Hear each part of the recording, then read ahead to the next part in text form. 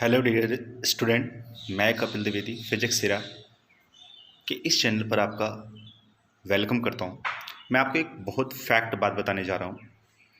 कुछ बच्चों ने हमसे पूछा कि सर हम कैसे प्रिपरेशन करें नीट की, क्योंकि हमारे पास वक्त बहुत कम है, टाइम ड्यूरेशन बहुत ही लिमिटेड है और हम प्रिपरेशन कैसे करें कि एक सही ढंग से प्रिपरेशन हो और एक अच्छा नंबर हम अचीव कर पाएँ। देखो, कहीं न कहीं नीट में सिलेक्शन आज जो रुक रहे हैं बच्चों के, वो सिर्फ़ और सिर्फ़ इसी वजह से रुक रहे हैं, just because of short knowledge, या you can see that little knowledge in physics.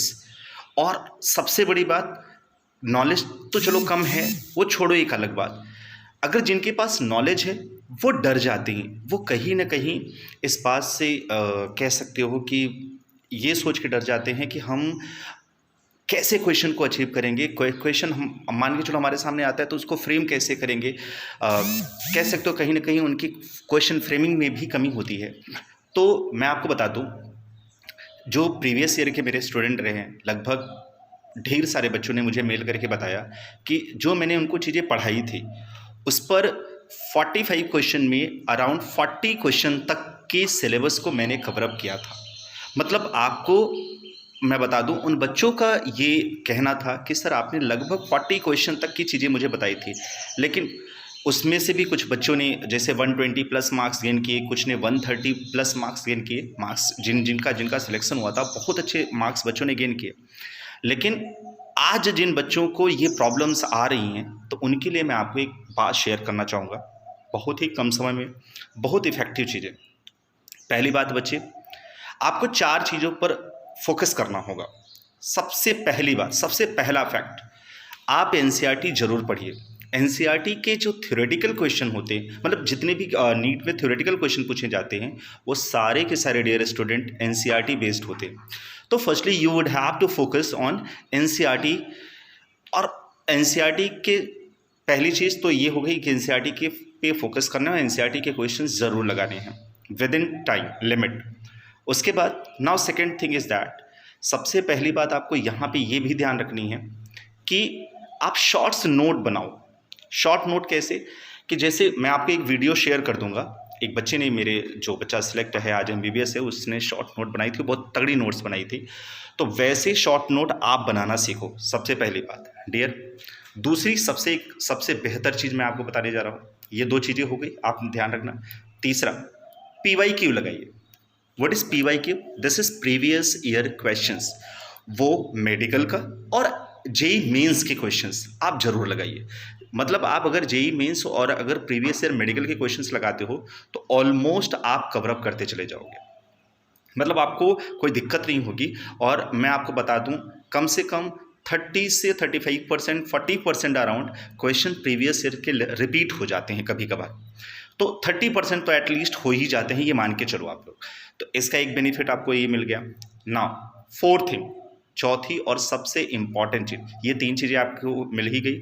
NCERT के क्वेश्चंस आपको लगाने हैं, PYQ लगाने हैं, और आपको PYQ मतलब प्रीवियस ईयर के क्वेश्चंस और शॉर्ट्स छोटे छोटे और अच्छे नोट्स तैयार करने हैं। हाँ, एक चीज़ और उसमें ध्यान रखना, जब आप नोट्स बनाना तो जो इंपॉर्टेंट फॉर्मूले होते हैं उन फॉर्मूलों को याद रखना, और उसको डे बाय डे, मतलब डेली आप आधे घंटे, ज़्यादा नहीं में समय देना है, बस सिर्फ और सिर्फ आधे घंटे उन फॉर्मूले को समराइज करो, याद करो। क्योंकि कभी कभार होता है कि हमसे डायरेक्ट फार्मूला पूछ लिया जाता है, या फार्मूला बेस्ड हमसे यूनिट्स पूछ लिए जाते हैं, या फार्मूला बेस्ड हमसे डायमेंशन पूछ लिए जाते हैं डियर स्टूडेंट।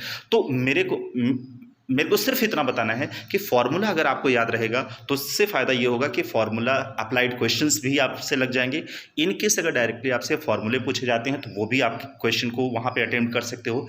दूसरा, डायमेंशन अगर उससे पूछा जाता है, या MKS और SI यूनिट का कन्वर्जन यूनिट अगर आपसे ऐसे पूछ ली जाए, तो फार्मूला सिर्फ याद रहने से आप ये सारी चीज़ें कर सकते हो। नाउ फोर्थ और लास्ट और सबसे इंपॉर्टेंट चीज़ क्या मेरे बच्चे, कि आप daily daily daily at least 60 questions की प्रैक्टिस करेंगे ही करेंगे।